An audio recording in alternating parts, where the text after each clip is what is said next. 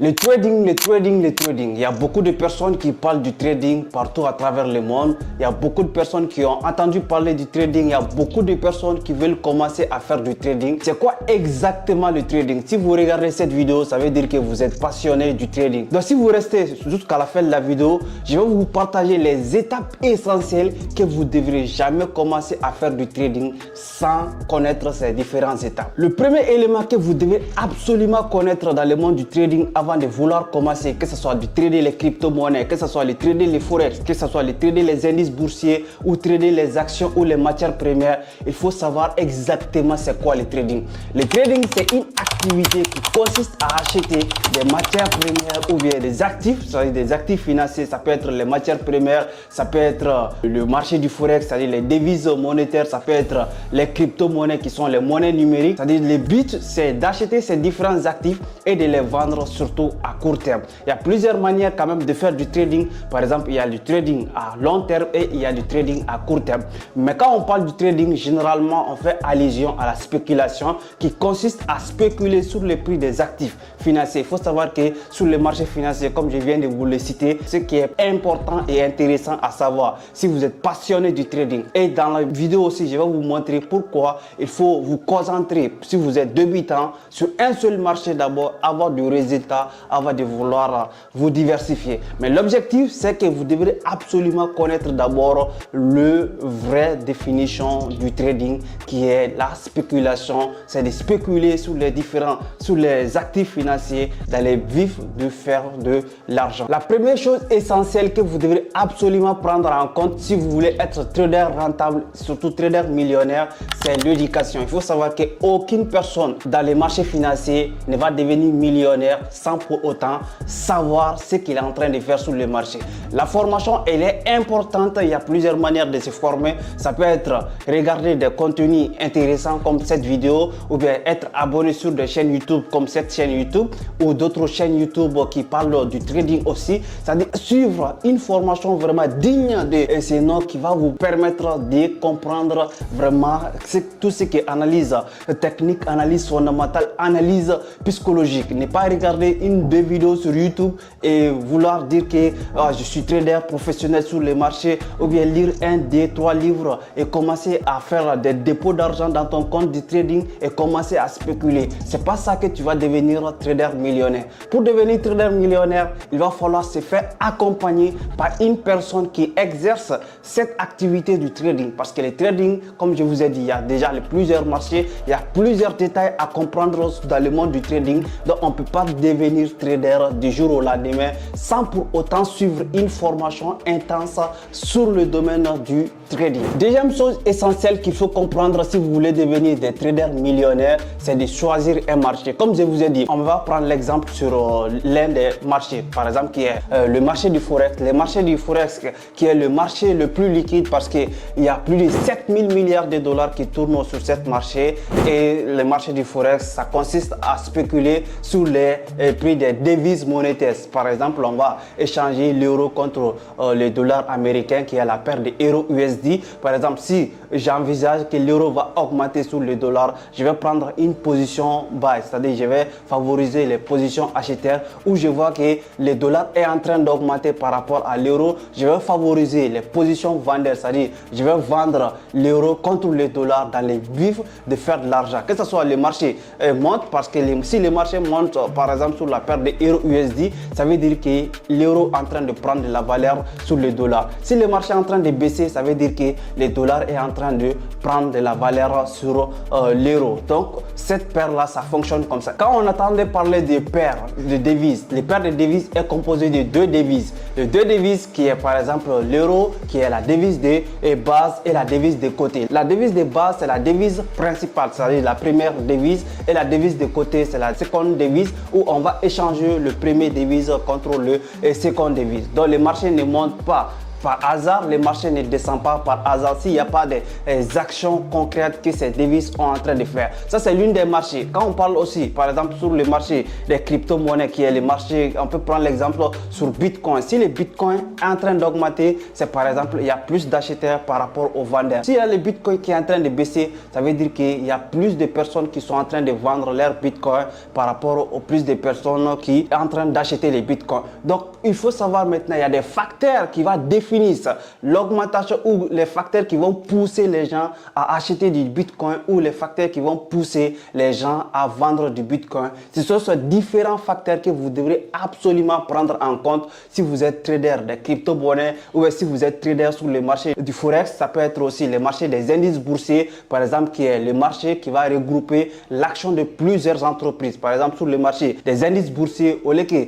j'achète l'action d'une seule entreprise, je vais acheter les paniers d'actions qui s'appelle l'indice. Par exemple, quand on prend l'exemple sur le S&P 500 qui regroupe les 500 plus grosses entreprises aux États-Unis, on peut prendre l'exemple aussi sur le CS40 qui est les 40 plus grosses entreprises au niveau de l'Europe. Donc, il faut savoir que tous ces actifs, il y a des facteurs clés qui vont pousser ces différents actifs à prendre de la valeur et il y a des facteurs clés aussi qui vont pousser ces actifs à perdre de la valeur. Donc, si vous êtes un spéculateur, c'est-à-dire quelqu'un qui va spéculer sur les prix de ces différents actifs, autrement appelé le trader, il faut prendre en compte les facteurs qui vont faire bouger les prix des différents actifs. Tous les marchés sont différents. Par exemple, les facteurs qui vont faire bouger les marchés du Forex, ce n'est pas les mêmes facteurs qui vont faire bouger les marchés des crypto-monnaies. Donc, si vous êtes spécialisé sur un marché pour un débutant, il faut connaître absolument les facteurs qui vont pousser ces différents actifs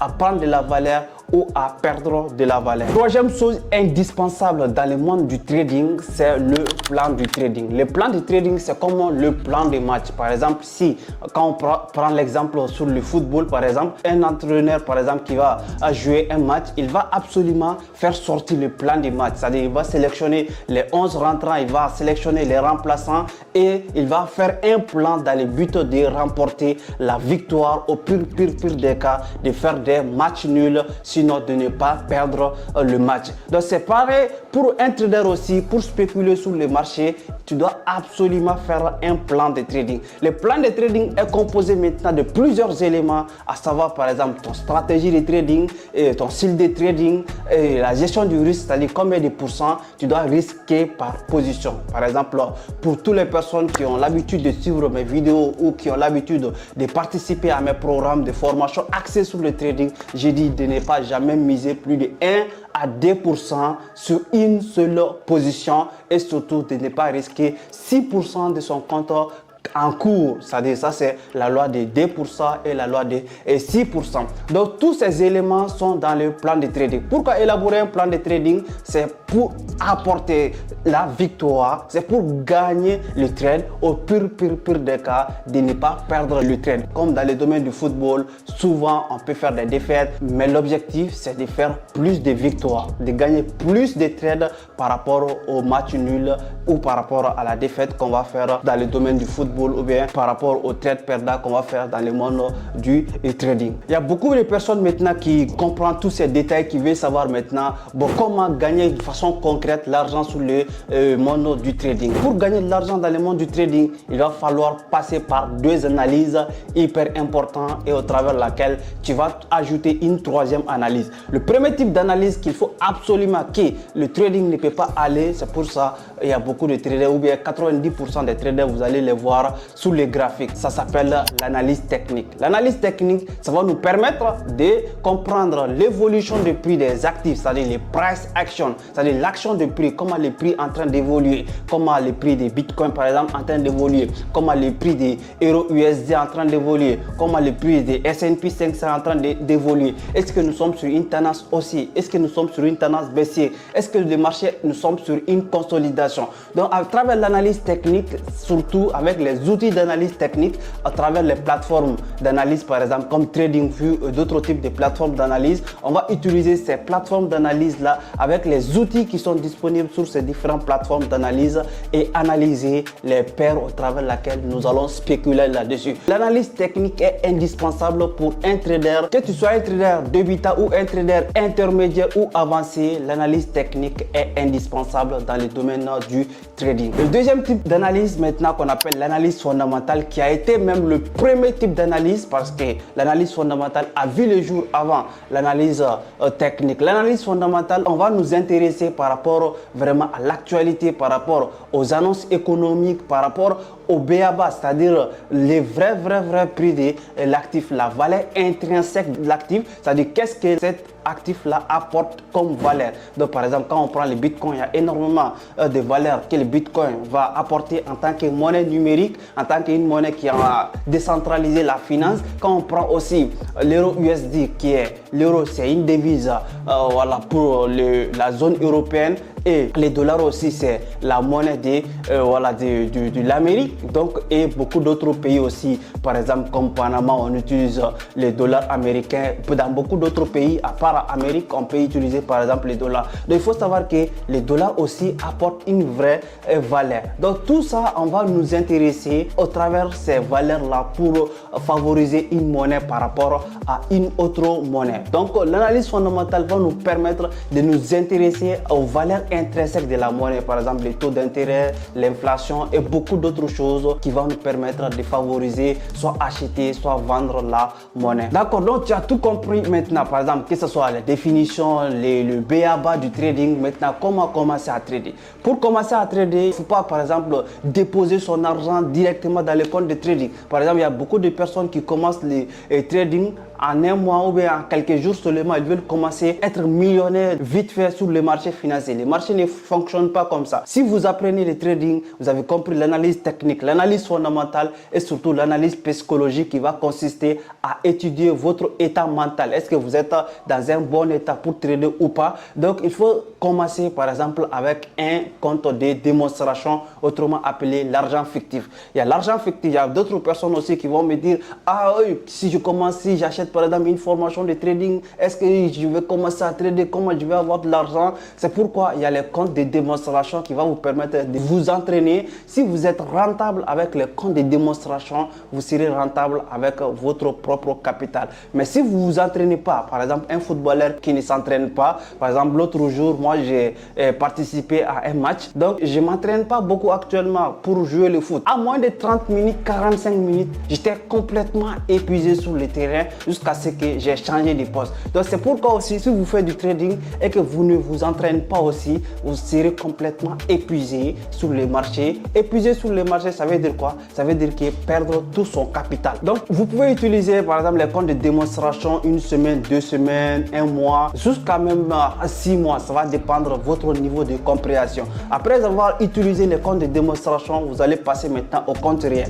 Le compte réel, ça veut dire quoi? Le compte réel, ça veut dire que vous allez utiliser des plateformes, des brokers au travers laquelle vous allez déposer votre argent propre et commencer à négocier le marché au travers laquelle vous avez appris. Si vous avez appris le marché du forex, le marché des indices boursiers ou bien le marché des crypto-monnaies ou bien les matières primaires comme l'or ou le pétrole, vous allez déposer de l'argent et spéculer ces différents actifs que vous avez appris, les BABA, l'analyse fondamentale, l'analyse technique et commencer à négocier et surtout appliquer votre plan de trading sur l'argent que vous avez dans votre compte. Dans le domaine du trading, il y a des défis, il y a aussi des avantages. Quand on parle des avantages, par exemple, en tant que trader, premier type d'avantage, par exemple, c'est la liberté géographique. En tant que trader, vous pouvez vivre sur tous les pays que vous voulez. Par exemple, si c'est en Afrique qui vous passionne, en Europe, à Dubaï, partout où vous êtes, vous avez la possibilité d'exercer votre métier en tant que trader. Vous n'êtes pas obligé d'être dans un seul endroit, d'être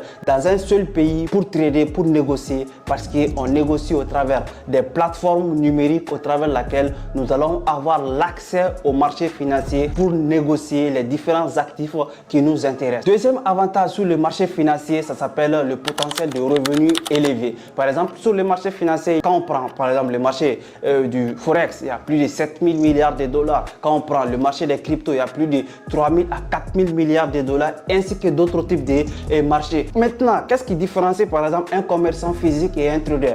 Un commerçant physique dans un marché, vous allez voir que quand on évolue, par exemple, l'argent qui tourne sur son marché, ce n'est pas beaucoup. Ça ne vaut pas peut-être 1 milliard de dollars. Non. L'objectif maintenant en tant que trader, c'est qu'est-ce qui va lui différencier par rapport à l'autre personne? Parce qu'il est dans un marché où il y a plus de liquidité. Si tu es dans un marché où il y a plus de liquidité, tu as la possibilité de gagner énormément d'argent. C'est pourquoi, par exemple, les gens associent directement les traders par rapport aux millionnaires, par rapport aux gens qui gagnent beaucoup d'argent, parce que ces traders sont dans les marchés où il y a plus de liquidité, où c'est un marché qui a plus de volatilité. C'est-à-dire les actifs évoluent, que ce soit prendre la valeur ou bien évoluer à la hausse ou évoluer à la baisse. En tant que trader, que ce soit un actif évolue à la hausse ou un actif évolue à la baisse, vous avez la possibilité de gagner de l'argent. Soit vous achetez si le marché est en train de monter, soit vous vendez si le marché est en train de baisser. Donc vous avez tous les deux cas, la possibilité